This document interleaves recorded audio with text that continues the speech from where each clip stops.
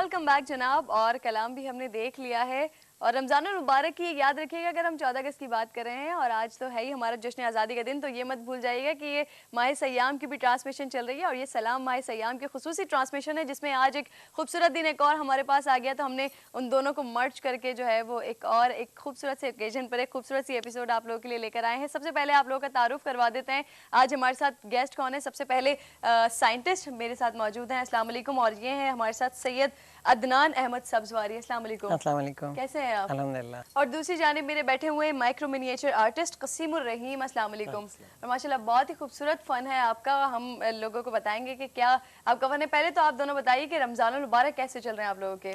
अल्हम्दुलिल्लाह बहुत अच्छे जा रहे हैं, काम चल रहा है, फिर अगस्त का महीना भी है और मेरी तो कुछ यानी जो इन्वॉल्वमेंट है बच्चों के साथ रहती है, यानी स्कूल लेवल पे, और उनके साथ तो 14 अगस्त का एक मज़ा ही कुछ और होता है, उनके साथ बड़ी एनर्जी मिल रही होती है। आप की क्या रूटीन चल रही है रमजानुल मुबारक में? माशाल्लाह अच्छा चल रहा है, जॉब अपनी जगह, आर्ट का काम अपनी जगह, रमज़ान की चीज़ें अपनी जगह, सबको बैलेंस करके चलना पड़ा है।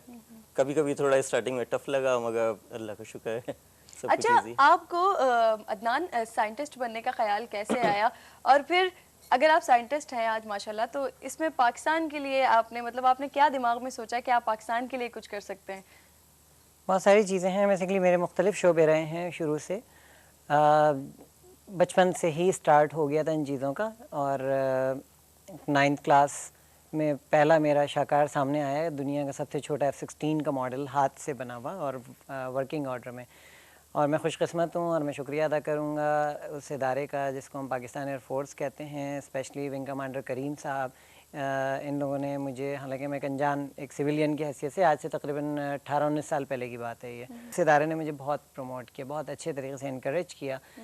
फिर उसके बाद कुछ इन्वेंशंस थी फ़िज़िक्स के हवाले से, ये सिलसिला आगे बढ़ता चला गया और बस फिर कुछ काम मैंने पाकिस्तान आर्मी के लिए किया, उनके लिए कोर्स डेवलप किया जो अभी भी पाकिस्तान आर्मी के कोर्स का हिस्सा है।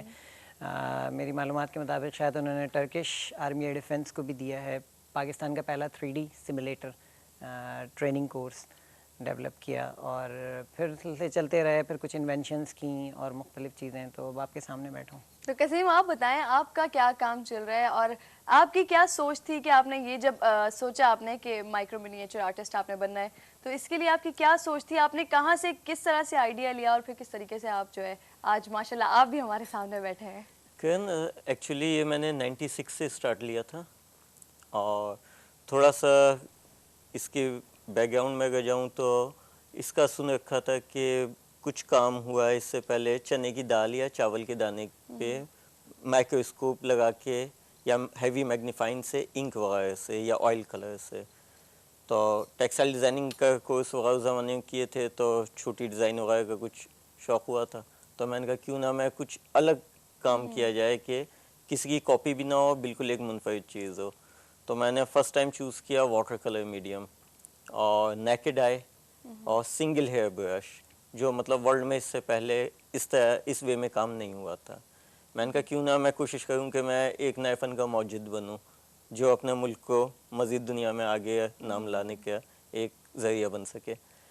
Excellent excellent. ऐसा नहीं है कि हमारे पास हमारे मुल्क में टैलेंट नहीं है, हमारे मुल्क में बहुत टैलेंट है और बहुत सारे लोग हैं ऐसे जो जिनका पता नहीं होता है कि वो क्या कुछ कर रहे हैं। और अदनान ने तो यूके का जो है वहाँ पर उनको रिहाइश मिल रही थी, बाकायदा उनको स्टडीज़ के लिए ऑफ़र हुई, लेकिन उन्होंने रिफ्यूज़ कर दी वो ऑफ़र और वो चाहते थे कि वो पाकिस्तान में रहें और पाकिस्तान के लिए कुछ करें। और ऐसे ही कुछ स्टोरी आपकी भी है कि आपने भी यही कुछ किया कि आप लोग चाहते थे कि जी पाकिस्तान में रहें और पाकिस्तान के लिए नाम बनाएं। तो ऐसा नहीं होता, जो लोग अगर ये सोचते हैं कि पाकिस्तान में कुछ नहीं है या पाकिस्तान के लिए कुछ नहीं करना, बाहर जाके करना है, तो ये बिल्कुल गलत है। क्योंकि जिस मुल्क में आप रहते हैं, जिस मुल्क में आप पैदा हुए हैं, अगर आपकी सोच ये बन जाए कि आपने उसी मुल्क के लिए सब कुछ करना है, तो फिर आप ज़रूर कामयाब होते हैं। आज ये दो लोग हमारे सामने, पाकिस्तानी हैं और पाकिस्तानी ही दो लोग हमारे सामने बैठे हैं जिन्होंने माशाल्लाह इतनी तरक्की की और अल्लाह ताला आपको और तरक्की दे। फिलहाल चलते हैं न्यूज़ अपडेट की जानिब, न्यूज़ अपडेट सुनेंगे और फिर वापस आएंगे। और आज अदनान और कसीम हमारे साथ हैं, उनसे ज़बरदस्त गुफ्तगू चल रही है।